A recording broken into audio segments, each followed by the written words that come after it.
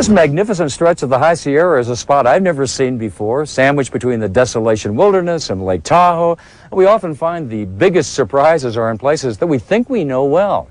Akron 4's Vic Lee is going to show us a side of San Francisco's Chinatown few of us have ever seen.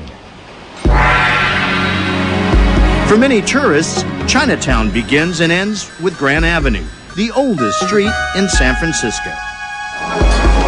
But less than a block away is the oldest alleyway in the city, Ross Alley. Ross used to be filled with illegal gambling sites, opium dens, and brothels. Ross is part of a network of more than 30 alleyways dating back to the 1870s, all with tales to tell. Now, I've lived in the Bay Area almost all my life, and I've been to Chinatown so many times, but I had no idea that this world-famous neighborhood had so many back roads.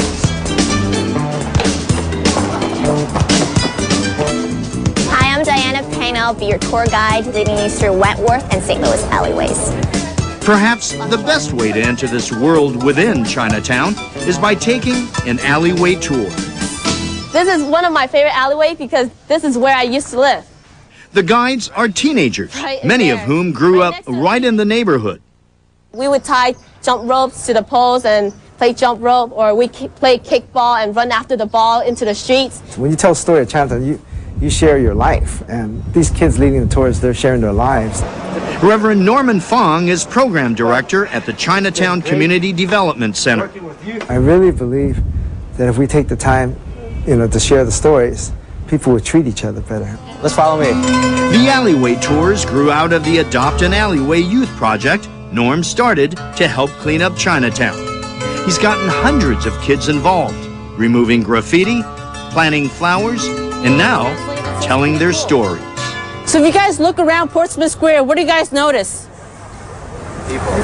People. You see a lot of people socializing, just hanging out, kids playing playground. Well, this is Chinatown's living room. Jennifer May Wong begins our tour in Portsmouth Square. Does anybody know who Robert Louis Stevenson is? Yes. Famous author. And you might be wondering, why do we have a monument honoring this man? Back then, he was a great friend of the Chinese residents. Jennifer is one of 4 guides who will take turns leading us through a maze of narrow passageways. Alleyways, what do you think of? Mystery. Mystery. Diana Pang introduces us to Wentworth Alley. 100 years ago, it was known as Fish Alley. What kind of material are these buildings made out of? Bricks. In fact, San Francisco, Chinatown is the highest concentration of brick buildings. Across the street is the Bank of Canton, once a Chinese phone company. The operators there had to speak at least 5 or 7 dialects: Cantonese, English, Fukienese, Toisanese, Zhongshanhua. Contrary to popular belief, alleyways, especially in Chinatown, are very vital or very dynamic elements to the community. They're the front doors, not the back. I know there's a back road story, but actually it's a front road story for me. These alleyways all have stories. They're front doors to all kinds of different shops. When we get to Ross Alley, we really see what Norman is talking about. 4号。你好，你好，对不起啊，我麻烦你。Frank Sinatra cut his hair here for $50.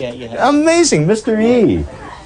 Mr. E has given trims to generations of local clients and many Hollywood celebrities since he opened his tiny barbershop in 1963. All right. 1, 2, 3. Now I'll be on the wall. If you guys want free samples, don't be shy.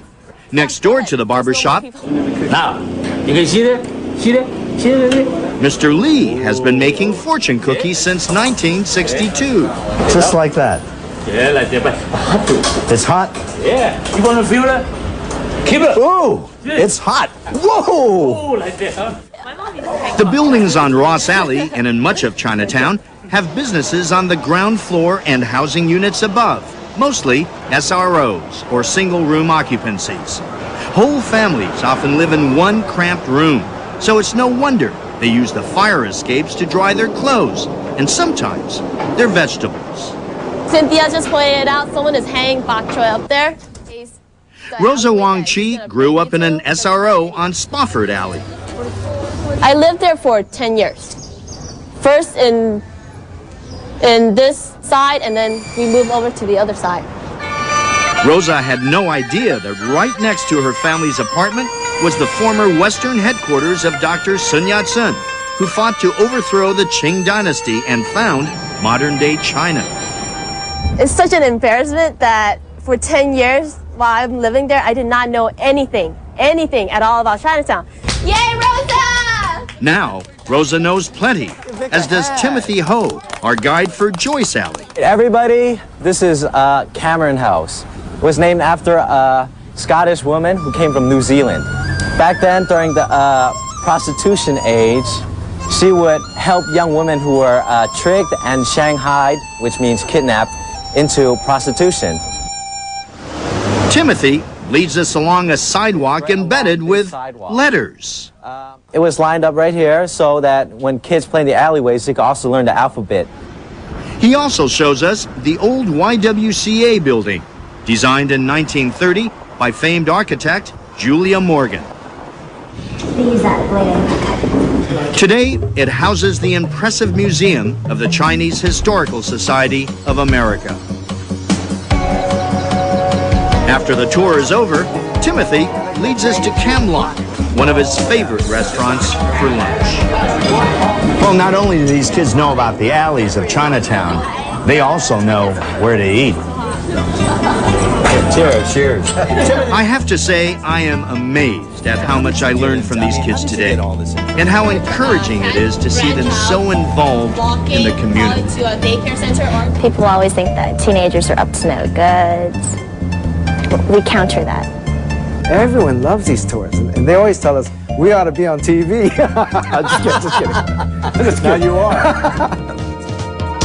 For more information about Chinatown Alleyway tours, log on to BayAreaBackroads.com or Cron4.com or call our hotline at 415-447-6300.